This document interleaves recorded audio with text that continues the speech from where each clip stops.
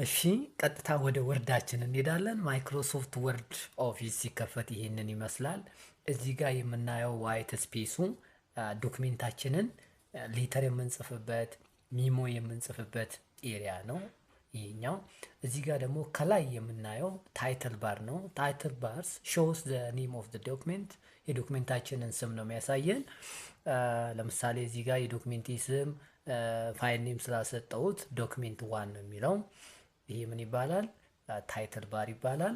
እዚህ ጋር ደግሞ የምናያቸው ሴቭ አለ፣ አንዱ አለ። ሌሎችም እዚህ ጋር የምናያቸው ምንድናቸው? ኪዊክ አክሰስ ቱል ባር ነው የሚባሉት። ኪዊክ አክሰስ ቱል ባር አክሰስ ቱል ባር ለምንድን ነው የሚጠቅመን?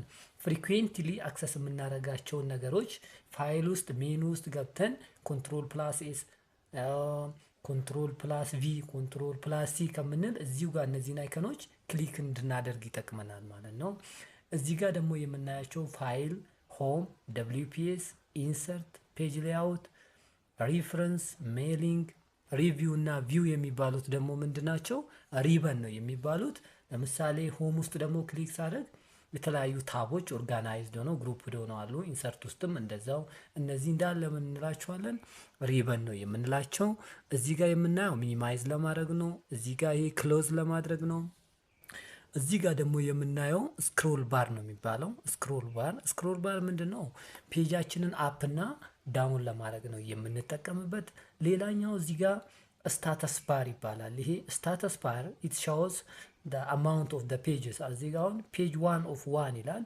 ስንት ፔጅ ነው ያለን? አንድ ፔጅ እንዳለን ነው የሚያሳየን። እዚህ ጋር ደግሞ ወርድ 0 ይላል። እዚህ ጋር ምንም አይነት ወርድ ስላሌለን የወርዱ ብዛት 0 ነው እያለን ነው እያሳየን ያለው። እዚህ ጋር ደግሞ ስንመጣ ዶክሜንታችን እንደዚህ ዙም ማድረግ እንችላለን፣ እንደዚህ መቀነስ እንችላለን። እዚህ ጋር እንደዚህ መቀናነስ እንደዚህ መጨመር እንችላለን ማለት ነው።